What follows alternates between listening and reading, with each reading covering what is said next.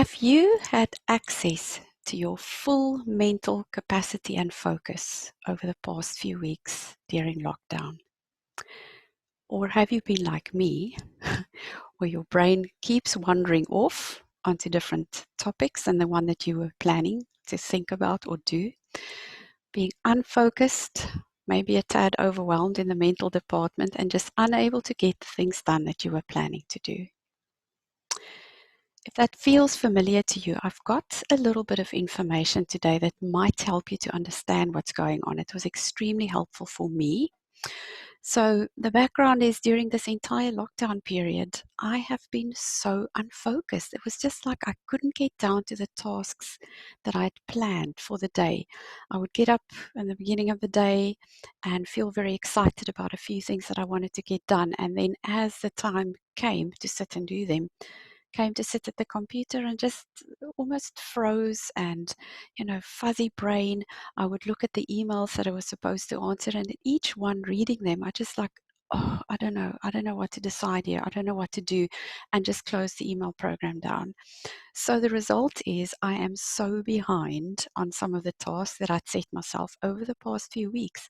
There are many emails that I still need to reply to, friends I need to reply to, work emails that I need to make a decision and then reply to the person and say what we're going to do here, or book a time for a session with somebody. And I just haven't been able to do those things.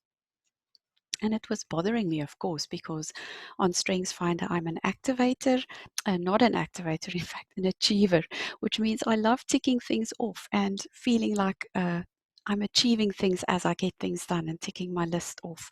And I haven't been able to do that over the past few weeks very successfully at all. So it doesn't feel good. And then I was listening to one of my favorite EFT tapping people in the world. His name is Gene Monterastelli.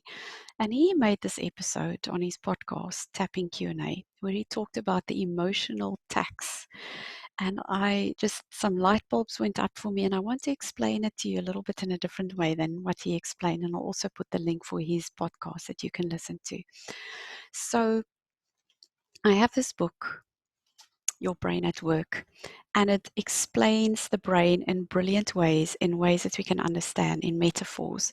So here's the metaphor that I want to just very briefly mention today, and I'm going to just read a few lines from this book because the author explains it in such a great way. So he says the brain is like a stage. The prefrontal cortex, this part that developed in humans latest, the prefrontal cortex is the part that uses up most of the energy in our brain. And it is like a stage, and it can only let a few actors on that stage. So it's like we've got a little stage there, and there's actors that can go onto the stage, do their little thing, and then leave. But only a few actors can be on that stage at any one time. It can't be crowded on there.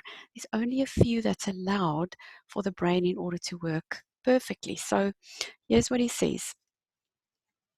Think of the prefrontal cortex as a stage in a small theater where actors play a part. The actors in this case represent information that you hold in your attention. Sometimes these actors enter the stage as a normal actor would from the sidelines, from behind the curtains. This is the case when information from the outside world comes in. For instance, when we read an email, or when we hear a sound, or when somebody calls us, or when something catches our attention. It comes from the outside world. Temperature changes. You hear something, you see something. So when we go to our email inbox and there's hundreds of emails that need attention, the prefrontal, there's lots of actors on that stage, that internal stage in our brain.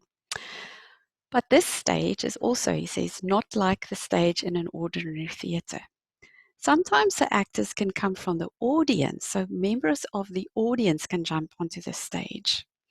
The audience represents information from your inner world, your thoughts, your memories, imaginings.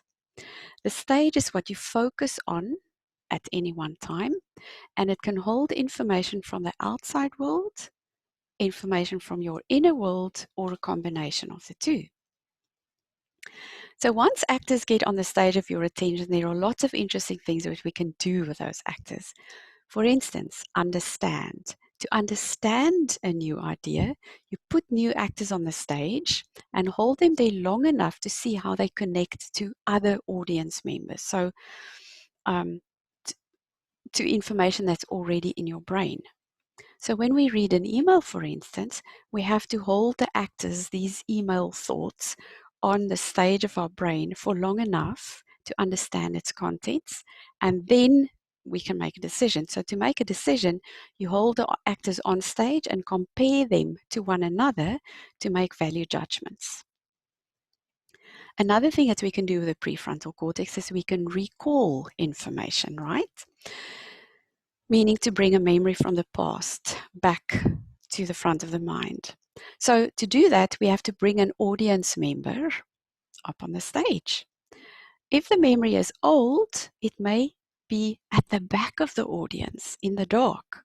It can take time and effort to find this audience, this member, and you may get distracted along the way. My word, have I been finding that the past few weeks?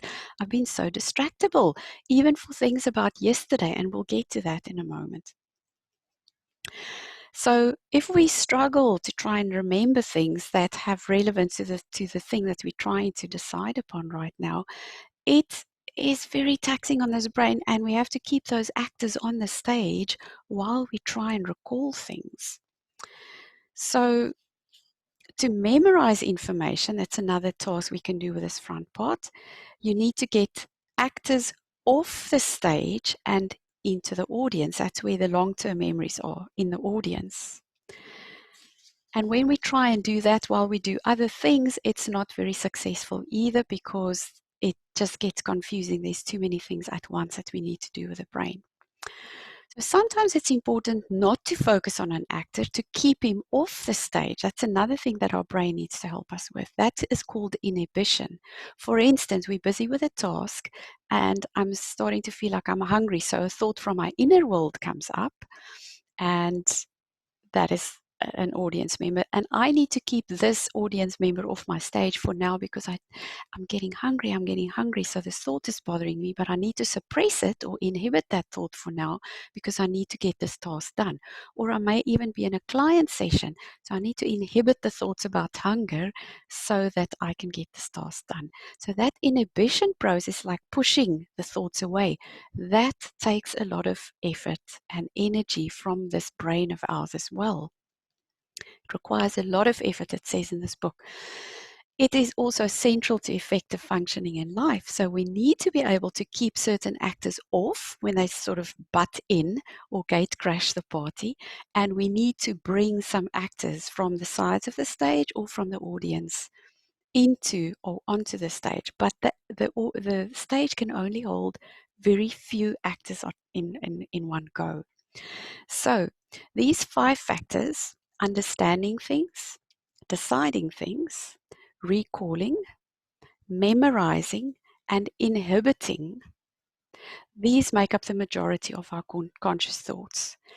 These functions are recombined in various ways to plan, to problem solve, to communicate, and various other tasks. They use the prefrontal cortex extensively or intensively, and they require significant resources to operate. Far more resources than we actually imagine or realize. Now, that's the part where the pins dropped for me.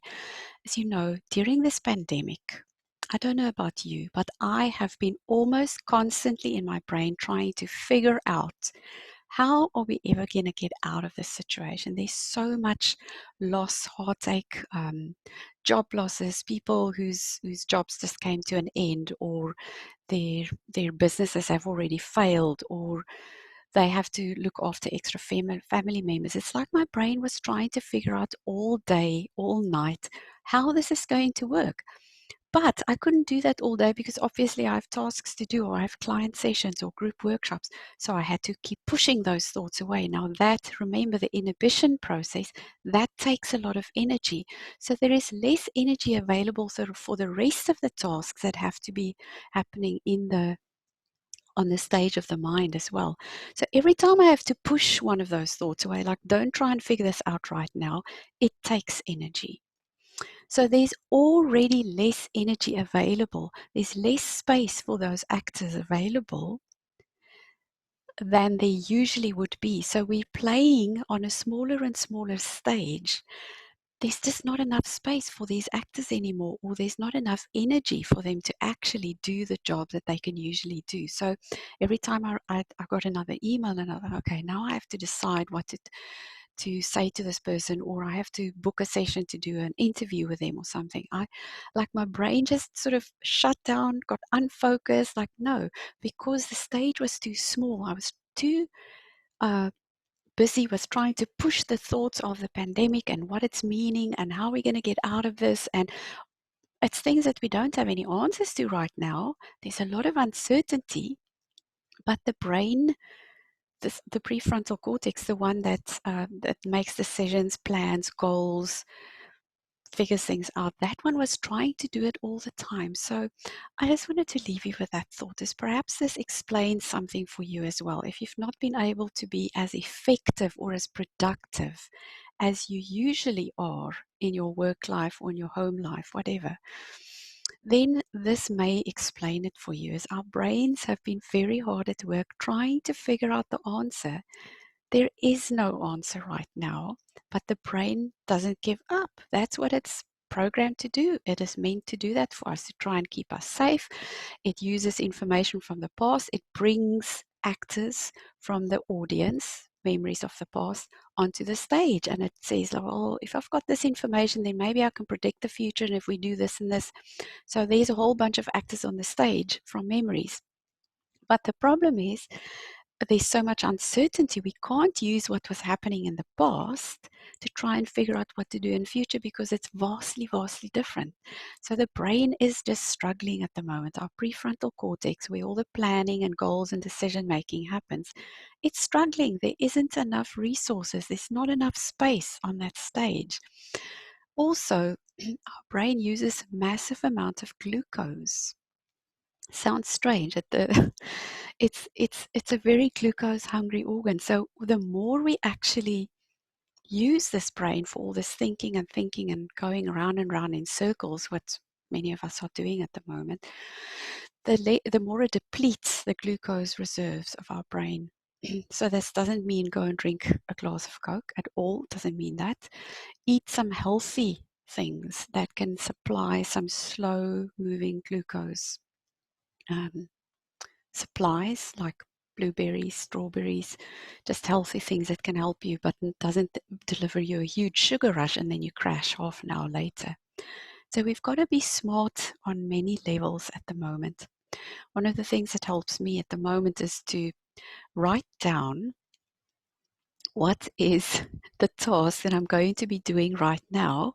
Just write it down on my little list, and I look at it when I start my task. And if my brain starts fiddling around with other things and I notice, I become aware, I can bring my mind back to my piece of paper and it's like, oh yes, that's what I was busy doing, because it's been happening all the time. It feels like I just cannot focus at the moment. So I've had to do little things like that to help myself stay as focused as I possibly can. So I hope this was helpful for you. Please comment below and let me know if this meant something to you, if you've been experiencing the same. And let's help each other get through this very strange time with smart plans and smart ways to do this. My name is Liesel Teversham, and I work with sensitive introverts who want to feel comfortable and more safe when they show up in the spotlight for their work or for their life. And thank you so much for watching and listening. I look forward to another time where we meet up.